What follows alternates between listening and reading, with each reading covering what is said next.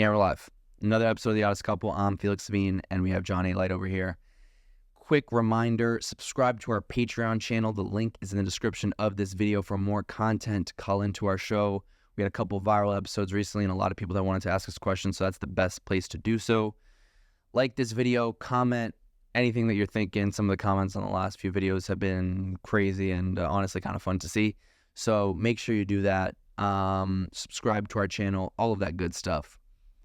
Today, we want to talk about a very interesting topic, in my opinion, which you haven't talked about really ever, is kind of the temptation to, when you got out of jail, to go right back to the Mafia. And when I say got out of jail, I mean the last time, because obviously you were in and out for a long time. Talk about that, because I think it's an even deeper kind of problem where inmates who have been in jail for a long time, I know there's some programs to rehabilitate them into society, but it's hard, right? Like you're not making them, obviously you're not making the money that you used to with a real job. There's a lot of people that are trying to get you back into that life. So how do you not rejoin the Mafia yourself? So when I first came home, you're desperate. You have no money. And it's very difficult to get work. You don't know what direction you're going to go into, because people always ask me that now. How do you do it? You know, what makes you keep pushing? And at that time, when I first got home, good friends of mine from the streets that knew I got screwed over by the mob, and they knew the history of what happened. That, you know, these guys were giving information against me, and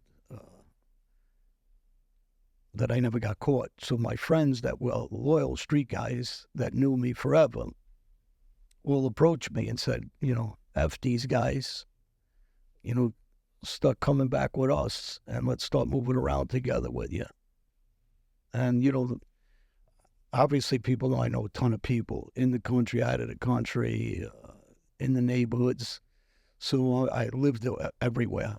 I know a ton of guys, and I would be stronger than ever if I ever jump back. And the history of me being violent, these guys know I was very violent. I know their families, I know their kids, I know. So they asked me, and you know, you're thinking, with all the suffering you're doing, you come home and you got thoughts. Man, if I Like, what are the thoughts? Well, there was just money right away. Is the biggest thing is because you don't know how to make money. You just got out, and there's no opportunities. And, you know, it's not like, you know, somebody asked you, you're going to hire, you know, you're going to fill out an application to work at Lowe's, right? How are you going to fill that application out? Well, you know, they're going to ask you, you ever been locked up for a misdemeanor? Yes. Felony? Yes. Do you have a license? No. Do you have a problem with taking orders? Obviously, yes. What was the charge for misdemeanor? What was your charge for felony? So how are you going to fill those questions out, and who's going to hire you? Very difficult. And on top of that, you're in the media a lot because of what crimes and what you're involved with. So they're afraid of you. They don't want problems at their jobs, you know, whether it's a private business or a corporate. They don't want the headache. They don't want the government snooping around in their business. They don't want the street guys around. They're not sure if you got problems still. So it's a gamut of things that doesn't make it easy to come back and start your life off again. So how close were you really to going back into that life when you got out? I was very close. I mean, guys, it's a difficult thing to change your life. I was very close. I was meeting guys, talking to them, discussing different options, and you know, it's crazy that you even say that after all the years of suffering and jails and so many guys turning on you. Like in my case, it was a ton of guys, 60 guys or so. I always usually said the number 56 because somebody said that number to me, but it was a ton. It was more than that. And that was just guys that just testified against me in the grand jury. But after that, there was a lot more. So you had knowing that all these guys flipped, knowing all these guys rat, knowing that all these guys and all these so-called bosses are all flipping, and, you know, look at the history and just go from each family like I've done before. There is no there's no such thing as this loyalty that they talk about. They're all ratting. So, and to even think about going back is nutty. What were some of the options that you had, when you're having conversations with these guys? Well, I grew up with a lot of Spanish and black guys, so I got a lot of friends in that, in those areas too, in those neighborhoods that wanted me to get involved with them. And, you know them different because you know them, they're regular guys, and they're really tough guys. They're from the streets, not the fake stuff that you see on TV with the mob stuff. Because I say it all the time, there's a handful of tough guys in the mob, but for the most part, 90% of them are cowards and more. So it's not the same as these guys that are coming from my neighborhoods. They're legitimate. They've been fighting their whole lives and getting down in the street their whole lives. And so they're real. The mob guys I always run through, they never even used a pistol. They never been shot up, or they don't do any real robberies. I'm talking about serious stuff, armed robberies, and they're not about it. They're not getting stabbed up themselves or shot or baseball batted. But my friends, yeah, they all were. The guys I'm talking about that approached me. And, in the Albanian community, I know a ton of guys too. So, that's another thing. So it was very hard not to accept the offer of money. And, they all try to hit me off with money, give me some money to help me out, and also give me money as a front and then start again. But, they gave me money, obviously, some guys did, to help me. What was the most amount of money you were offered to do something criminal when you got back? It wasn't so much to one thing. It was to do a lot of things. And they told me to give me, when I first came back, $100,000 just to hold me down. And I was amongst a group of them, so, which they have money. And they offered me 100, said, then besides that, they gave me some personal money so I could buy clothes and different things. But I didn't take it. I wanted to take it. Like, what do you say to them? I said, I got to think about that. And they'd say, they told me, oh, fuck those other guys, man. We ain't them. We'll hold tight with you. Don't worry, blah, blah. And, you don't, you're thinking, obviously, because you don't have a car anymore. You don't have all your houses. Everything's gone. So, you want to make that difficult decision. And I thought about it for a while. And I said, nah, it's all right, man. You guys do whatever you're doing, but I can't do it. And they always said the same thing. It's open to you if you want to come back with us, And then, here and there, as you're struggling, as the month goes on, you're thinking about it. But I just never did it, and I just kept going on the right path. So, but it's listen, it's hard. When you have the ability to just go out and grab 100,000, now you said it again. Yeah. And at least you could move around.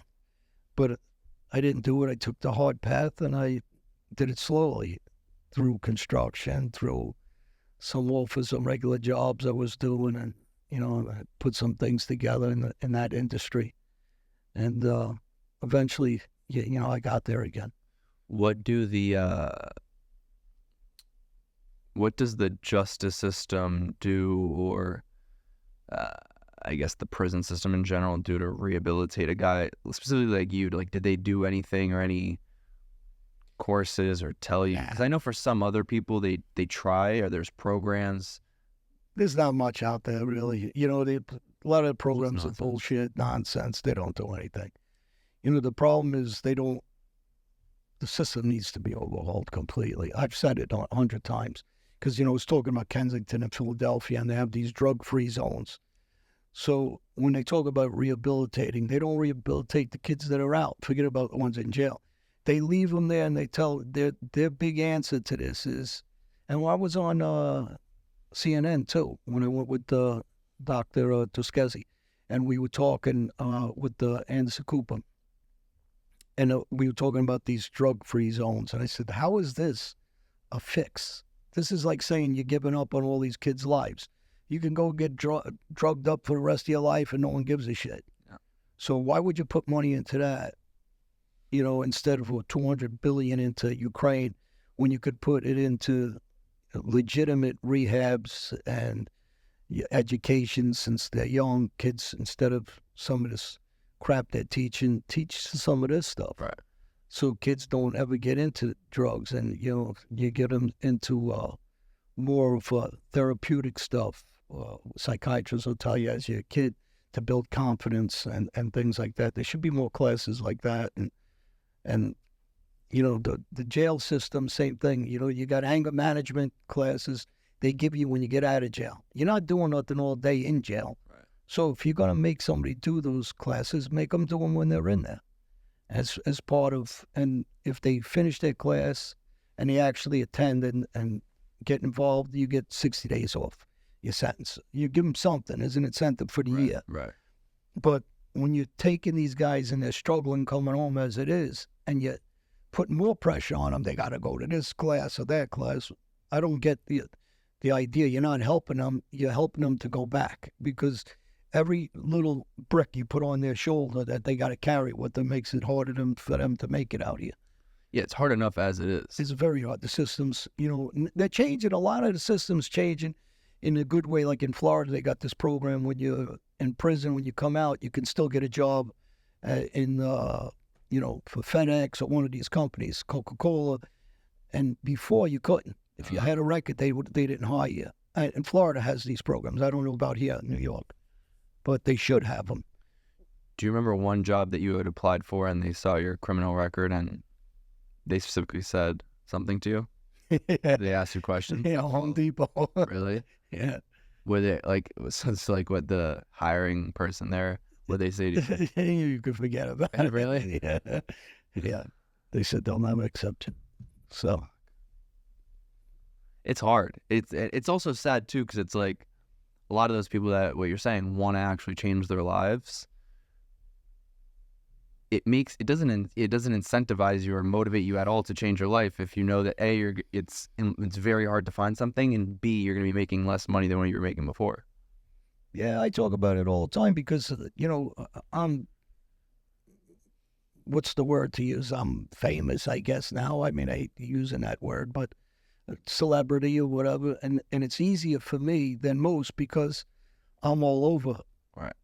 TV and magazines and doing shows, but how about the guy that doesn't? And even for me, it's difficult because we don't get the endorsements I want. Yeah. Because we don't endorse, and we just went through this, right? With one of the companies, they didn't want to be bothered because of my background, but that used to be your background. That's not my background today, so.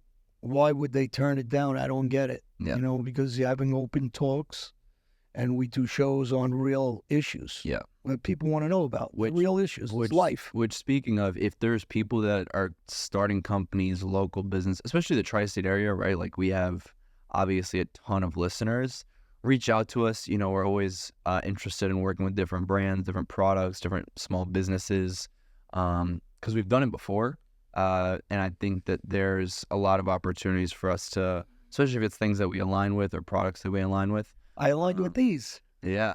He's got a new set of chompers. Implantus in Albania. And there you go. So anybody that, and he did great work, really. Yeah. And I got to go back and I had 7 implants done, which is his specialty. And so if anybody's in Albania or traveling to Albania, you should check out Implantus, and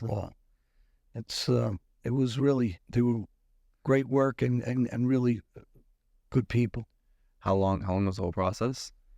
It took me a couple of weeks. I went back 4 or 5 times. Yeah, and really, I got to tell you, because people don't like going to dentist. I hate it. Yeah, I don't think anybody likes going to dentist. But they were really good. I got to say. They were really good. So if anybody's in Italy or Greece or Turkey, or if you're traveling abroad, I would definitely stop there. If you're a local, you already know the place. It's in a private hospital on the main floor. So, going back to what we were talking about, you were telling me earlier you almost started your own crew as well. That was, I guess, another one of your options on the table when you got back. Yeah. I mean, I was thinking, I always ran guys, so I always had a ton of guys on the street, and I know a ton of guys, so It was, these were options that were looking like anything else. You're looking to make a living. It wasn't that you had the criminal mindset like before. Now it was survival mindset. Yeah. So there's a difference. Before when I was on the street, I'm making all kinds of money. I have all kinds of money. But it was about the lifestyle, the power. This wasn't about this. This was more about survival. And I think this is what happens to a lot of guys when they get out. They're not looking to be gangsters or criminals anymore, but they're looking to survive. And that's why it's important that they implement these systems where you can get jobs and these programs, where you can get these jobs and these programs where you can go back and work for, UPS or you could be a sanitation worker or, because even a lot of construction jobs, when you have a record now, they don't let you work. And it shouldn't be that way. Yeah. If somebody paid the price for what they did, they should be able to go out and get a job and feed their family and change their life. If that's really what the system wants them to do, is to rehabilitate them and have them go out and become a productive person in society, you got to give them the opportunity of employment, not some, the rest of your life you can only work at McDonald's. How close are you to starting your own crew? Very close with all this stuff because I did a lot of hard thinking of, how am I going to make it out here? I'm not 20 years old. I'm used to certain things. I'm used to a certain way of living. And, one thing I learned was patience this time around. So instead of jumping into the street, I didn't do that. And the same thing when I have problems now. Yeah. Somebody does something that I don't like, I don't react like I used to. I learned to control myself, and through therapy, through just mentally being strong and not your ego, let go of your ego, have a different mindset. And, people always think they got to be loud and boisterous to be, a serious guy. And that's the last thing that's true. Usually the guys that are tough and more quiet, more of a gentleman, and then when something goes wrong, then they act. But, the loudmouths are usually just that, loudmouths now. If there's young kids out there that, or I guess grown men that have spent a significant amount of time in jail or have a loved one that has, how do you best tell them to stay patient and, not go back into the life? Because you got to realize what your consequences are. And, the biggest thing is risk reward. And your life's not worth any kind of risk for that kind of reward. You're better off taking the longer path and go back to school, do something that, you always wanted to do, take up a new hobby of something that you like, is that you could bring into the work ethics of what you want to do. But you could become a barber. Listen, a lot of guys from the street open up barbershops, which it gives them that atmosphere of hanging out still, but in a positive way. A lot of guys hang out in a barber, but since forever, guys been doing that. Right. So, which is a positive way. Tattoo shops. You don't have to be that guy that's going into an office with a tie on if that's not you. There's other options. Construction is an option, but if that's not you, then you can go the other route, or open up get a van and, be your own boss, work for companies like Amazon or private, like Home Depot. I think they hire private truckers, that deliver for them, and different things where you can grow and you don't have to stay at that level of only making a couple hundred. Because when you tell somebody you can only make a couple hundred a week and that's what your life's worth for the rest of it, it's just not going to work with street guys. Because they liked at the time to try to make money. So nothing's going to change. They want to be able to ability, but just now teach them to do it in a positive way. Yeah, it's especially because you were not at the level too where you were making, even a couple thousand a week. Like it was a lot of money, and yeah, when you're making that it's kind painful. Yeah, listen, I learned one thing. Listen, all that showing off stuff, you don't need to do that anymore. And, again, very wealthy people don't act like they're very wealthy. Yeah, they're usually quiet. They don't wear fancy or, I know. They're usually quiet. They wear very conservative stuff usually. And, for the most part, there's some that like the nice things. And if they have the money, why not? But there's a lot of people that don't show it. So, Did you ever consider going back to school? what? Did you ever consider? No. At that point, though, you have so many responsibilities, too. I did already others, and I took the Series 7, Yeah. it's stock bro, so I could never use that license again. And I did I did enough studying with that kind of stuff. And I wasn't really big on school either. I mean, I would study it, I'd memorize things, but I wouldn't really, unless I liked the subject, like I like history, so, that I always paid attention to. I liked money, so I was good at accounting. No, I liked like things about space, but I never was interested in science. But that kind of stuff I liked. Yeah.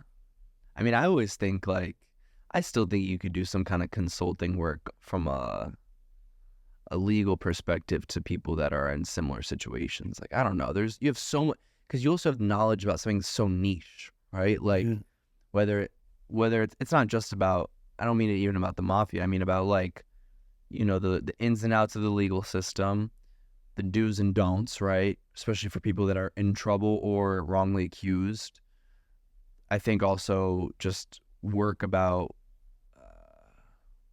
how to stay out of trouble, and I know you give a lot of talks and stuff like that, out of the kindness of your heart, but I think that there's legitimate opportunity as well to help people in other ways, because the reality is I think that there's not a lot of people like you. I've always said that, it's like you have a very unique life. A lot of the people that were in your situation are dead. Yeah. I mean, I think the biggest thing I did that most guys didn't do was just what I just did now. I just traveled 8 countries. Yeah. I know the world. I traveled a lot. I know different lifestyles, different cultures.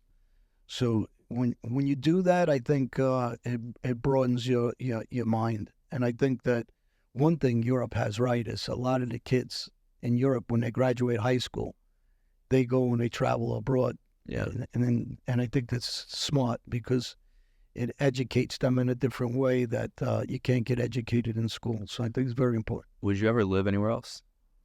Yeah, I mean, I could live. I love Europe. That's why I'm always there. So it's a different style of living. I love their cafes, the outdoor stuff, the ambience. So I live in love their Albania? style. Yeah, I love Albania. I mean, I just... Do you see yourself living there, though, full time? Yeah, without a doubt.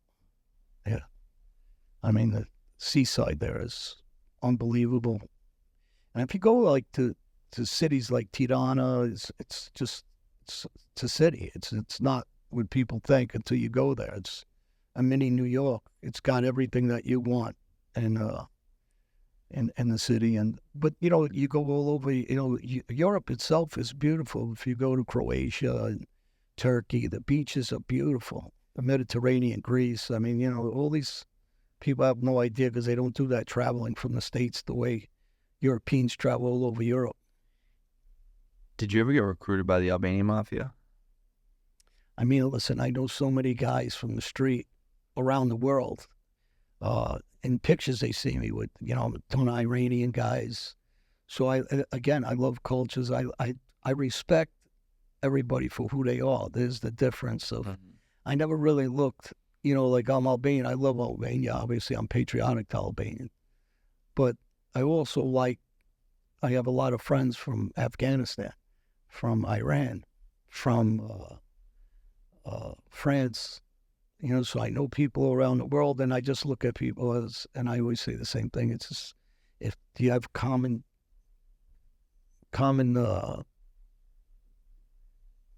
thinking, with whoever they are, and from wherever they are, and the respect levels, everything is about, I think, when you go into the street, it's the same way. Do you respect them? I don't look at anybody's nationality and go, oh, he's a gangster because he's from here. Well, that's why I always thought the mob stuff in America was a joke because, it's like going for a job. They wouldn't be able to fill out the application. No one would hire them. Yeah, I know. What's your experience? I'm spoiled. I mean, what are they going to say? Well, my father, my uncle were this guy, so now I'm this guy.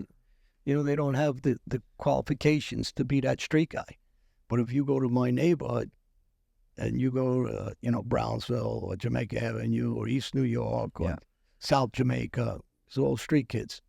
They have the qualifications. Unfortunately, we all have the qualifications. Right. We started fighting very young since we're little children.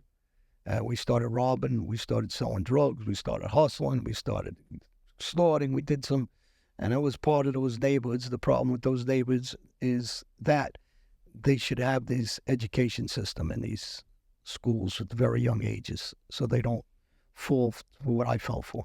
When you were doing a lot of lectures to kids that were at risk, what was the youngest age group that you did those talks to? I think I always say about 11, 12 years old, they start when they get that baby out of them, and about 11 or 12 when they're in the schoolyard more, and the mother. And you start getting into puberty. Yeah, and the mother and fathers, and now you got moms and dads both working. Years ago, you had, if you had a single parent, then they would work and you're alone. But now, for sure, everybody's working and divorce rate is much higher. Yeah. So between those two things, it's a problem because kids are hitting the street more often and parents can't control them. Single moms are not going to control them. Single parent father's not going to control them because he's out. And, kids need to be, start to be addressed very young. That's why I said these programs in school should change. And I don't know why they don't talk more to therapists about that and start to get programs when the kids are, 6, 7, 8. I mean, 5, you can't really, they're babies still. But at 6, when they get out of kindergarten, you can start slowly in certain classes for confidence because they say your character's built in your first couple of years, actually. Did you know the last time that you left jail would be the last time you're going to be there? Yeah. I mean, after what these guys did to me and how they flipped things around and turned on me, and I was done with them. I seen it coming right before that. And I knew it. And, as you're getting older and you see most of these guys are weak and treacherous and they're just talkers, all of them. And, you got very few guys that are real. Very few are gentlemen and nice guys on top of being.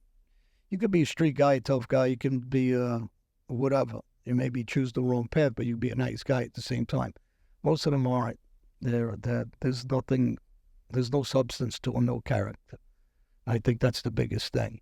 And they all talk bullshit. They're only good when there's groups of them. That's really is fucking cowards. They got to say to themselves, they know they're cowards, really. I don't know, when they're with groups, they act like they're tough. But when they're by themselves, they're full of shit. Well, I'm happy to join the Mafia again. 'Cause the truth is you probably wouldn't be here.